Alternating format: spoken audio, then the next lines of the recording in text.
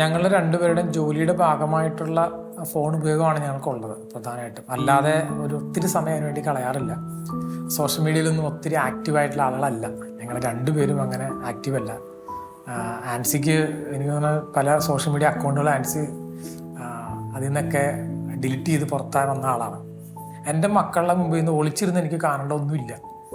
അപ്പം സോഷ്യൽ മീഡിയയിൽ അങ്ങനെ ആക്റ്റീവ് അല്ലെങ്കിൽ പോലും അത്യാവശ്യത്തിന് എന്തെങ്കിലും നമ്മളുടെ ജോലിയായിട്ട് ബന്ധപ്പെട്ടൊക്കെയുള്ള ജീവിതത്തിലാണെങ്കിലും ഒത്തിരി വാട്സാപ്പ് ഗ്രൂപ്പുകളോ കാര്യങ്ങളൊക്കെ ഉള്ളതാണ്. അപ്പം അതിനകത്തൊക്കെ ആണെങ്കിൽ പോലും അത് ഉപയോഗിക്കുമ്പോൾ മാത്രം അവരൊക്കെ അന്ന് കൂടെ ഇരുന്ന് കാണുന്നല്ലാതെ മക്കൾക്ക് ഫോൺ ഞങ്ങൾ കൊടുക്കില്ല. അവരെല്ലാവരോടും പറഞ്ഞിട്ടുണ്ട്, മൊബൈൽ ഫോൺ നിങ്ങളുടെ കളിക്കുന്ന ഒരു കളിപ്പാട്ടല്ല, ഇത് നിങ്ങളുടെ അപ്പൻ്റെ അമ്മയുടെ ഉപയോഗിക്കുന്ന ഒരു വസ്തുവാണ്.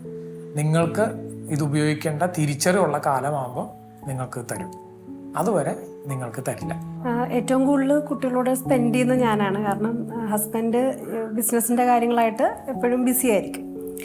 അപ്പോൾ ഇത് തന്നെയാണ് ഞാൻ എപ്പോഴും ഓർക്കുന്നത്. ഞാൻ ചെയ്യുന്ന ഒരു കാര്യം മക്കളോട് ചെയ്യരുതെന്ന് പറയാൻ പറ്റില്ല. അതുമല്ല, എൻ്റെ ഒരു തെറ്റായ പ്രവണത ഈശോയിൽ നിന്ന് അവരെ അകറ്റാനും കാരണമാകും. വാട്സാപ്പ് യൂസ് ചെയ്യുന്നുണ്ട്, കാരണം എൻ്റെ ജോലി സംബന്ധമായിട്ടൊക്കെ ഉണ്ട്. അല്ലാതെയും ഇപ്പോൾ സിനിമയുടെ കാര്യങ്ങളൊക്കെ നമ്മൾ കുറച്ച് എക്സ്പോഷർ അവർക്ക് കൊടുക്കാറുണ്ട്. കാരണം കുട്ടികൾ സ്കൂളിലേക്ക് പോകുമ്പോൾ അവർ ഒറ്റപ്പെട്ടു പോകും. അപ്പോൾ അവരറിഞ്ഞിരിക്കണം ഇങ്ങനെയുണ്ട്, ഇങ്ങനത്തെ സിനിമകളുണ്ട്. എല്ലാ സിനിമകളൊന്നും കാണിക്കില്ല, നമ്മൾ കണ്ട് ബോധ്യപ്പെട്ട സിനിമകൾ മാത്രം നമ്മൾ കാണിക്കും. അതുപോലെ മൊബൈലിൽ കൂടെ കാണിക്കുന്നത് കുറവായിരിക്കും. നമ്മൾ ഒരുമിച്ചിരുന്ന് ടി വിയിൽ ഒരു സിനിമ വൺസ് ഇൻ എ വൈൽ കാണാറുണ്ട്. അപ്പോൾ അതിൽ നമ്മൾ ഒരുമിച്ചിരുന്നേ കാണുകയുള്ളൂ. അല്ലെങ്കിൽ ഞാൻ കണ്ട് ഉറപ്പുവരുത്തി, അല്ലെ ഹസ്ബൻഡ് കണ്ട് ഉറപ്പുവരുത്തിയൊരു സിനിമ മാത്രമേ അവരോട് കാണാൻ പറയുള്ളൂ.